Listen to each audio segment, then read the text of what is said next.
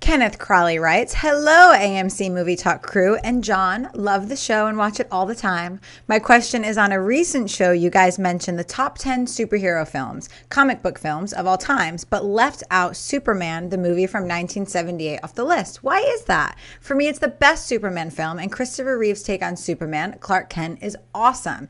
Yes, the film had some campy stuff in it, but I found it enjoyable, and for me, it's the second best comic book movie behind the Avengers." Wow. Your thoughts? Keep up the great work. Those are some strong words by Kenneth. Them's some big strong words. Fighting words.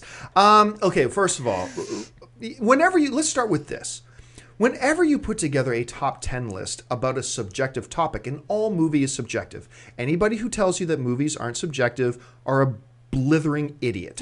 Just ignore anything they say from now on. Film is subjective. There's no absolute right. It's not quantifiable. And by definition, anything that is not quantifiable, measurable, is by nature subjective. It's a matter of taste and opinion. So when I put together a top 10 list, which I did a few weeks ago, of what I call the all-time greatest top 10 comic book superhero films, your list is not going to look like mine. And just because that happens, that doesn't mean your list is better. It doesn't mean my list is better. It's just my list. Film is subjective. So let's keep that in mind. Now let's move on to Superman. There's no denying that the 1978 Christopher Reeve Superman is groundbreaking. I mean, it was pivotal, and it changed the game forever. You know, there's just no denying that.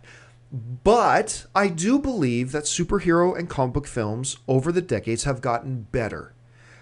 They got worse for a while. There's no denying that either. But overall, they've gotten better. You know, it's kind of like what's the best way to put this? It's kind of like saying whoever won the gold medal in sprinting in the 1940s, that was the greatest sprinter of all time. Oh, okay, yeah, he whoever that was, it set the world record and whatever, broke records, blah, blah, blah, and they changed the game, they changed sprinting forever. Granted, but now every single sprinter today is better than that sprinter was. Now, maybe they're not as good compared to their contemporaries as the guy in 1940s was compared to his contemporaries. Maybe, Thor: The Dark World won't be as good in comparison to its contemporary films as Superman in 1978 was to its contemporaries. That's, you got to take all these things into consideration. All I'm saying is there's no denying the 1978 Superman's place in history. That being said, I do believe building on the shoulders of the 1978 Superman, building on what the 1978 Superman built, and building on top of that, I believe that superhero films and comic book movies have gotten better and better and better and better to the point that now they're some of the best movies of the year consistently every year, and some bad ones too. But so yeah, I stand by my list when I make that list, and I don't include the 1978 Superman in the top 10. That doesn't mean I don't love it or cherish it or recognize its place in history.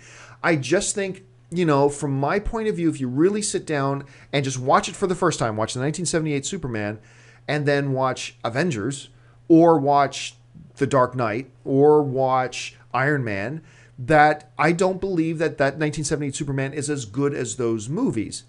In relation to its time and its era, absolutely, there's no denying its place in history.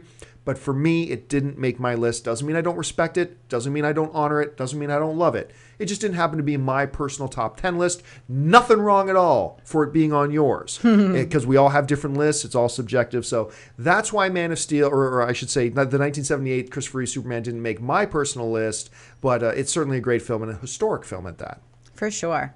If you like this video, be sure to give it a thumbs up and don't forget to subscribe to AMC Movie News on YouTube.